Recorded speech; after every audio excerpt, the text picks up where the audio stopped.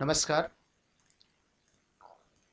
आज के इस वीडियो में कुछ क्वेश्चन जो अनुपात से रिलेटेड होते हैं, जो सेक्शन फार्मूला से हैं, उनको हम लोग करेंगे। वैसे ये खास इम्पोर्टेंट नहीं है, लेकिन इसी वीडियो के अंत में कुछ क्वेश्चन बताए जाएंगे जो कि बहुत इम्पोर्टेंट है। तो देखिए ज़रा बच्चों, इसमें सबसे पहले जो बोल रहा है, कह रहा है दो बिंदु हैं और जिनके स्थिति सदिश यानी पोजीशन वेक्टर्स आप लोगों को दिए गए हैं। The position vector of 2 points A and B are, ये वेक्टर है और एक वेक्टर ये दोनों पोजीशन वेक्टर्स हैं बेटा।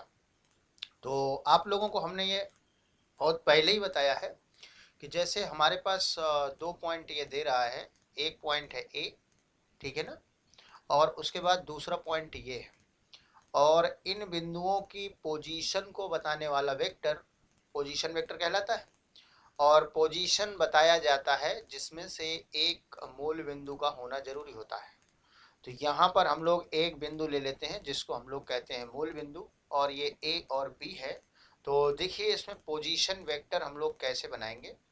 तो ओ से लेकर के जब हम लोग ए तक कोई वेक्टर से ज्वाइन कर देंगे तो इसको हम लोग बोलेंगे ए का पोजीशन वेक्टर। मतलब ओ और ए को आप लोग मिला देंगे। सेम इसी प्रकार से ओ है और ए है, इस तरह से हम लोगों ने ए का पोजीशन वेक्टर ले लिया है।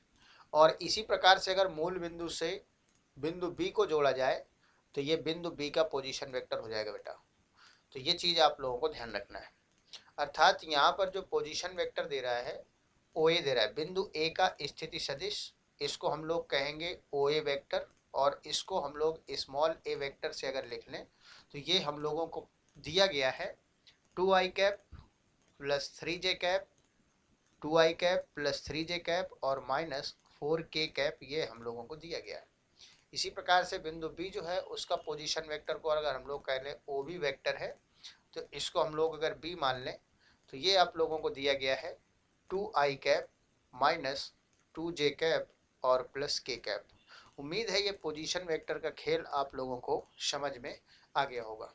अब इसमें से आप लोगों से बोल रहा है कि फाइंड द पोजीशन वेक्टर। बच्चों देखो, पोजीशन वेक्टर ही निकालना ऑफ ए पी, अर्थात ए बी सरल रेखा पर एक बिंदु पी का स्थिति सदिश निकालना है। तो सरल रेखा यहाँ पर हम लोगों को ए बी ही लेनी है। ये जो ए बी रेखा खंड मिलेगा, लाइन सेगमेंट जो ए बी होगा, 1 मिनट ध्यान रखिएगा,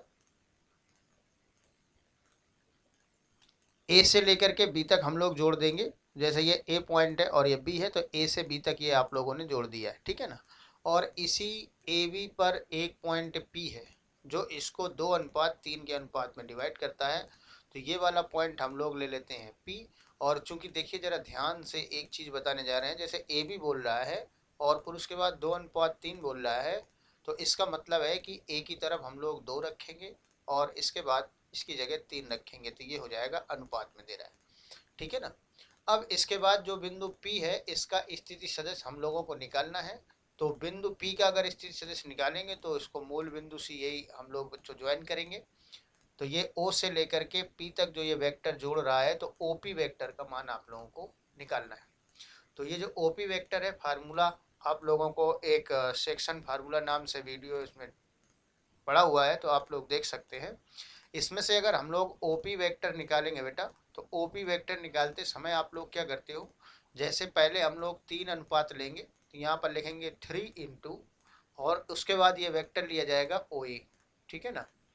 और आंतरिकता अगर कोई अनुपात दे नहीं रहा है कि अंता विभाजित करता है तो बाह्यता करता है, तो आप लोग उस समय अंता ही मान करके चलेंगे। इसलिए यहाँ पर हम लोग लगाएंगे प्लस, इंटरनली डिवीजन ही लेकर के चलेंगे। अब 2 लेंगे तो वेक्टर ओ बी ले लेंगे, तो जाएगा 2 × वेक्टर ओ बी और अपॉन, और इसमें से अनुपात यानी m1 + m2 अर्थात 3 + 2, इस तरह से आप लोग कर देंगे। इसको आप लोग सॉल्व करेंगे, वैल्यू रखेंगे।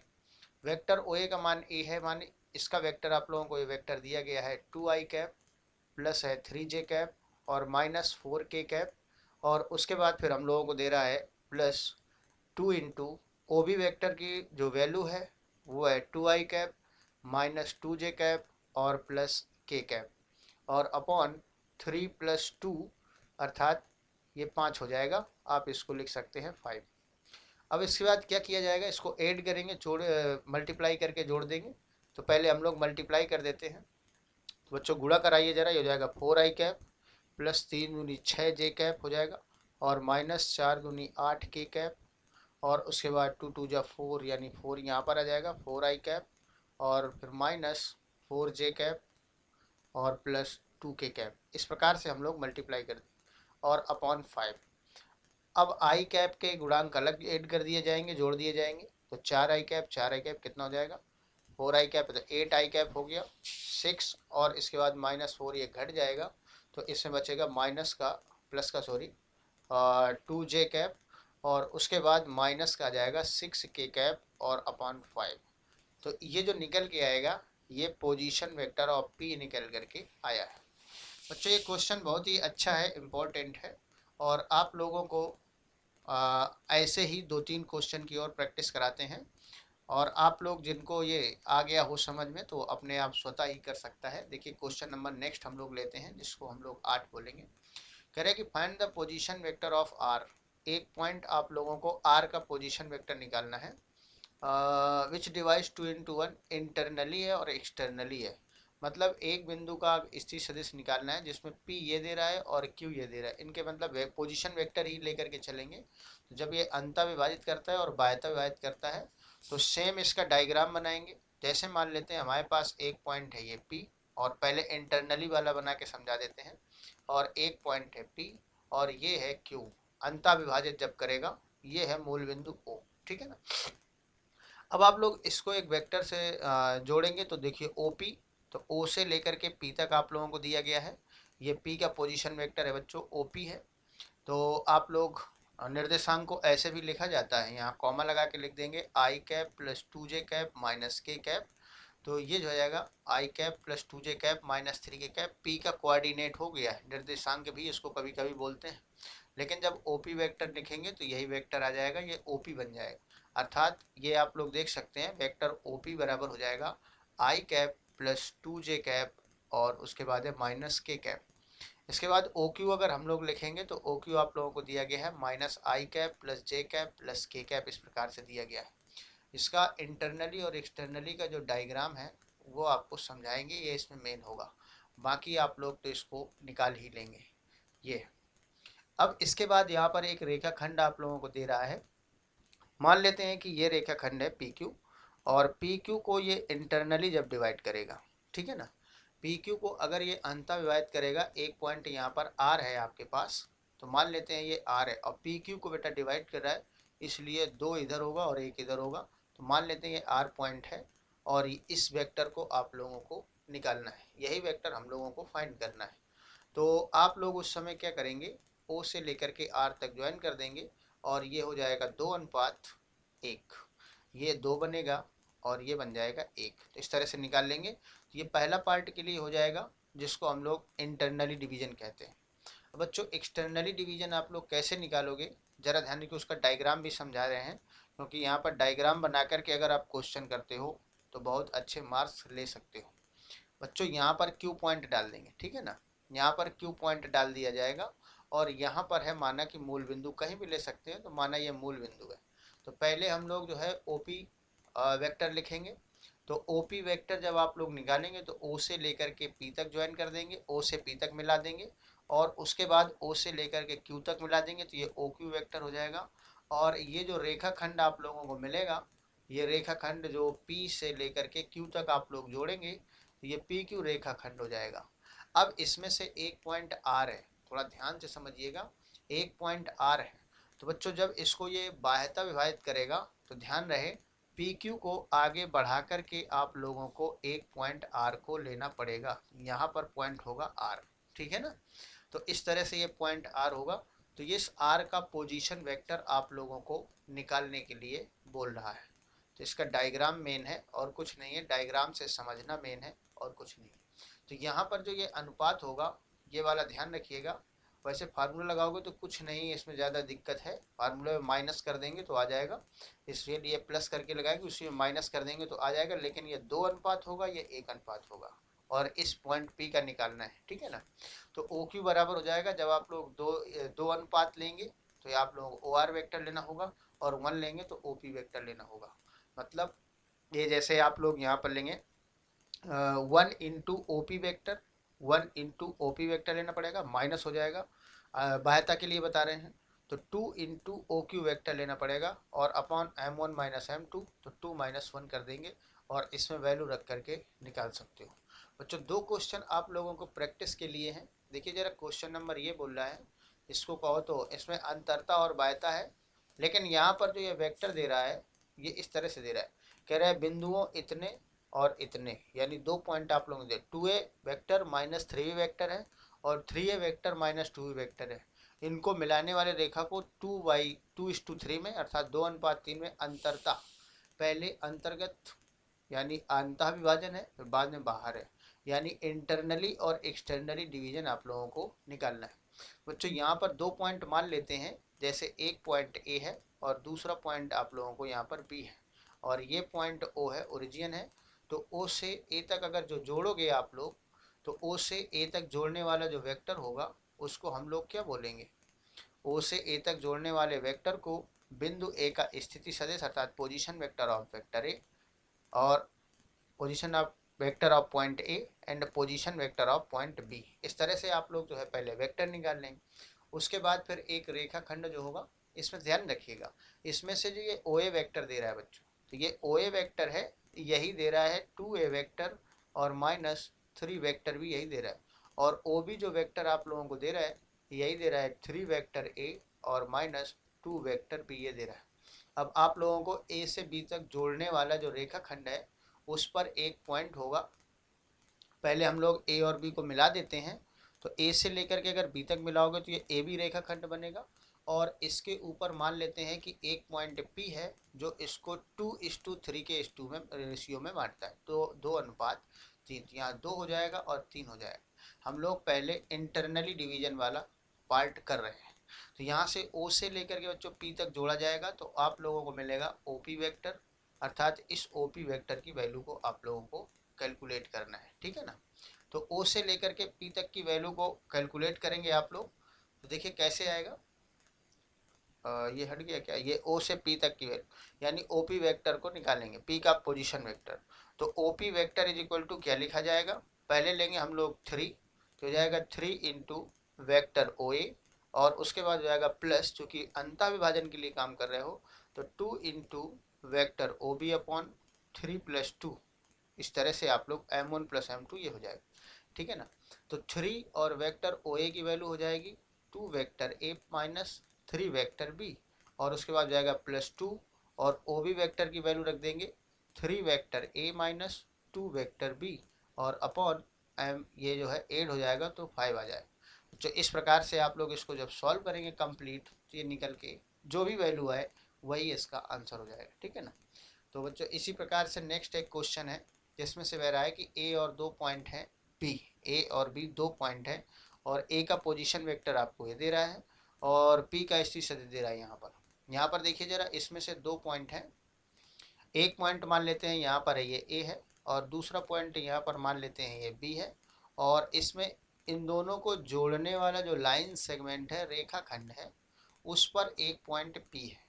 ए और बी को अगर जोड़े हम लोग इस तरह से, तो उस पर एक पॉइंट आप लोगों को पी दे रहा है और इसमें से मान लेते हैं कि यहाँ पर है पी, ठीक है ना, और इसको 1:2 के अनुपात में डिवाइड कर रहा है और ए का पोजीशन वेक्टर दिया गया, A and B are 2 points, position vector of A is this, मतलब ए का स्थिति सदिश आप लोगों को दे रहा है ये वाला। तो इसके लिए एक मूल बिंदु का होना आवश्यक है, तो मान लेते हैं यहाँ पर है ओरिजिन ओ और ए तक आप लोग जब जोड़ेंगे तो बताइए ओ से ए तक जोड़ने पर जो वेक्टर मिलेगा तो इसको ए का पोजीशन वेक्टर बोला जाएगा।